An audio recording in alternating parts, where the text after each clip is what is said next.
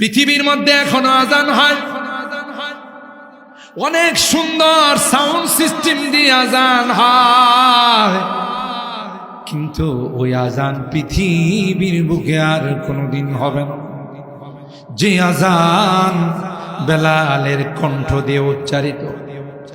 এ মুসলমান, বেলাল পয়গম্বরের ইন্তিকালের পর বিরহ ব্যথা নিয়ে মদিনা ছেড়ে সিরিয়ায় চলে যায়। বেলাল যায় আর কান্দে, যেই শহরে আমার নবী নাই, আমি বেলাল এই শহরে থাকলে বরদাস্ত করতে পারব। বেলাল ভারাক্রান্ত মন নিয়ে কান্দতে কান্দতে সিরিয়ায় চলে যায়। আল্লাহর হাবিব বেলালকে স্বপ্ন দেখাই, বেলাল, এ বেলাল, তুমি এত বড় নিষ্ঠুর হয়ে গেলে বেলাল, একটা বার কি মনে চায় না আমি পয়গম্বরের রওজায়ে পাক জিয়ারত? এ বেলাল, তোমার আজান কি আমি নবীর শুনতে মনে চায়? খাপ দেখি বেলাল চমকাইয়া উঠলেন আর কান্না শুরু করে দিলেন। বেলাল আবার কাঁদতে কাঁদতে মদিনায় আসে।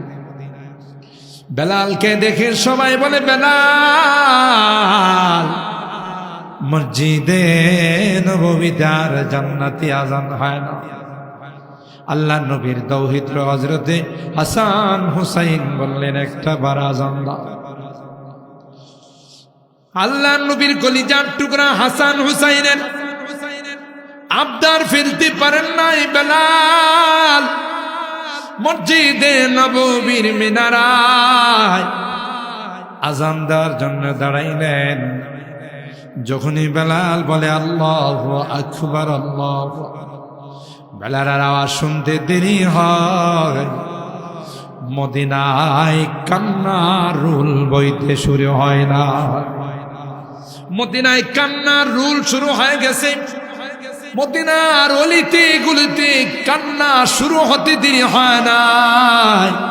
নারী পুরুষ সবাই মিলে বের হয়ে গেছে। বহুদিন পর মসজিদে নববীতে বেলালের আজান শোনা যায়। মনে হয় রে পয়গম্বর বোধহয় আমাদের মধ্যে আবার আসছে। সবাই কান্না করে, অলিতে গলিতে নবীর কথা মনে পড়ে, পয়গম্বরের জামানার কথা মনে পড়ে। বেলাল ওই মিনারার মধ্যে আজান দিয়ে যখন আশহাদু আল্লা ইলাহা ইল্লাল্লাহ দ্বিতীয় পর্যায়ে যখন বলল আশহাদু আন্না মুহাম্মাদার রাসূলুল্লাহ, বেলাল আর স্থায়ী থাকতে পারে নাই। বেলাল মিনারায় বেহুশ হয়ে পড়ে গেলেন। বেলাল আর আজান দেয় না। বেলাল হুশ আসার পর সবাই জিজ্ঞাসা, ও বেলাল, কি হলো, তুমি বেহুশ হয়ে পড়ে? বেলাল কান্দে আর কয়, যখন আমার হাবিব ছিল গো, আমি এই বাক্যটা উচ্চারণ করার সময় আমার শাহাদত আঙ্গুল দিয়ে আমার নবীর দিকে ইশারা করে। আজকেও যখন আমি বাক্যটা উচ্চারণ করার জন্য যাচ্ছি, আশহাদু আন্না মুহাম্মাদার রাসূলুল্লাহ, আমি ডাইনে তাকাই বামে তাকাই, নারে না আমার নবীর মায়াবী চেহারাটা দেখা যায়। তাই আমি আউট অফ দ্য কন্ট্রোল হয়ে গেলাম। এ মুসলমান, আল্লাহর হাবিব পবিত্র মেরাজে গিয়ে জান্নাতের মধ্যে বেলালের পায়ের আওয়াজ শুনে সুবহানাল্লাহ জুড়ে জিবরাইলকে বলে, ভাই, এই পায়ের আওয়াজটা তো আমার বেলালের মনে হয়। আপন মানুষ কিন্তু হাঁটলে বোঝা যায় কে আসতেছে, কথা কয় না। পায়ের আওয়াজটা আমার বেলালের মনে হয়। জি হুজুর, আপনার বেলাল। বেলালের পায়ের আওয়াজ জান্নাতে বললাম। মদিনাতে এসে আল্লাহর পয়গম্বর মক্কায় এসে বেলালকে জিজ্ঞাসা করে, বেলাল কি সে আমল করো রে বেলাল? আমি জান্নাতের মধ্যে তোমার পায়ের আওয়াজ শুনতে পাই। কি মর্তবা আল্লাহ পৌঁছাই দিয়েছেন, সুবহানাল্লাহ জুড়ে বলে। রুসমে আদম रिह गया आदाने बेलाली न रहे, फलसफा रिह गया तलकीने गजाली न रही। কথা বলেন ঠিক কিনা? কিসের দ্বারা বেলালের এই মর্তবা বলুন বলুন বলুন, কিসের দ্বারা? কোরআনে কারীমের দ্বারা। কথা বলেন ঠিক কিনা? উমাইয়া এই অপরাধীর কারণে বেলালের সিনার মধ্যে দাঁড়াইয়া পাথর দিয়ে উমাইয়া নাচে আর কর, বেলাল এখনো সময় আছে, ধর্ম ত্যাগ কর, মুহাম্মাদের ধর্ম বাদ দে, না হয় কিন্তু এইভাবে ধরে শেষ করে। বেলাল ডাক দেয়া কয়, এ গাধা তুই বুঝবি না এই আওয়াজের মধ্যে যে কি মজা। अल्लाह अल्लाह क्या मजा मुर्शिदी के मेखाना में है, दोनों आलम की हकीकत एक पैमाना में है। शमा में हिम्मत कहा जो तेरी परवानों में है, शमा में हिम्मत कहा जो तेरी परवानों में है, लुत्फ जीने में नहीं जल जल के मर जाने में है। जो जलाता है किसी को खुद जलता है जरूर, जो जलाता है किसी को खुद जलता है जरूर। शमा भी जल जाता है, शमा भी जल जाता है, परवाना जल जाने के बाद, परवाना जल जाने के बाद। যে আর একজন রে জ্বালায় নিজেও জ্বলে। কথা বলেন ঠিক কিনা? বেলাল ডাক দেখে, উমাইয়া ওই দিন বেশি দূরে নয় রে, যেদিন আমার তলোয়ার দিয়ে তোমাকে জবাই করব। কথা বলেন ঠিক না বেঠিক? এরকমের কায়া আল্লাহ পাল্টাইতে পারে কিনা? যাদেরকে গুম খুন করা হলো আয়না ঘরে রাখা হইল, যারা রাখছিল এখন কি এরা ভালো করে না আয়না ঘরে? কথা কয় না। जो जलाता है किसी को खुद जलता है जरूर, शमा भी जल जाता है, परवाना जल जाने के बाद। মোমবাতি বঙ্গপাল জ্বালা, উনি কি থাকে না নিজেও জ্বলে? কথা কয় না। এই জন্য সাবধানে কাজ করতে হবে। বাঘের বড় আকাশ অফাওকা কুল্লি দিন। এলে বেলাল হাবশি, সালমানে ফার্সি, আম্মার ইবনে ইয়াসির, সুহাইব, এরা গরিব মানুষ দূর দরাজ থেকে এসে কোরআনের সংস্রবে আসার কারণে আল্লাহ তাদেরকে এত দামি বানিয়েছে। আর আবু জাহেল, আবু লাহাব, উতবা, সাইবা, উমাইয়া, শয়তানের বাচ্চাগুলো নবীর বংশধর হয় কোরআনের বিরোধিতা করার কারণে মানুষে যায় মুতে। দেখছেন নি কারবারটা? পৃথিবীর সবচেয়ে বড় টয়লেটটা কার কপালে জুড়ছে? কোরআনের পক্ষে থাকার কারণে না বিপক্ষে যাওয়ার কারণে? বিপক্ষে যাওয়ার কারণে। কথা বলেন ঠিক কি? কোরআনে কারীমে আল্লাহ বলেন, কুল হাল ইয়াস্তাবিল্লাযীনা ইয়ালামুনা ওয়াল্লাযীনা লা ইয়ালামুন। হে নবী, আপনি জানিয়ে দিন যারা শিক্ষিত যারা অশিক্ষিত, অর্থাৎ যারা কোরআন শিক্ষা করে, ইলমে ওহী শিক্ষা করে, কোরআনের বিদ্যা যারা অর্জন করে আর যারা করে না তারা কোনোদিন সমান হতে।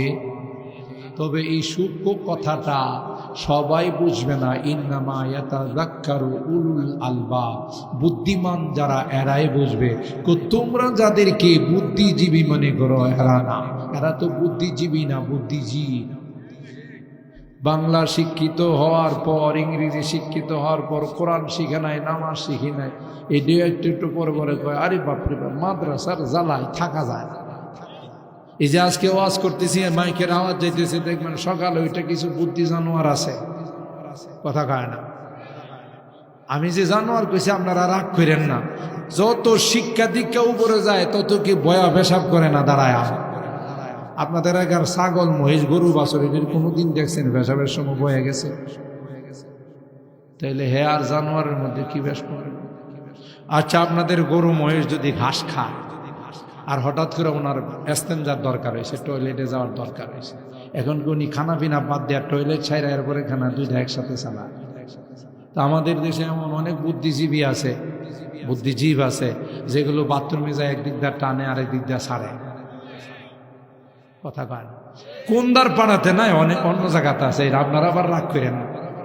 হেরে জিজ্ঞাসা করা হয় টয়লেট থেকে বাইরে হওয়ার পর, কি ওখানে গিয়ে টানছস কাপড়, টান না দিলে ক্লিয়ার হয় না।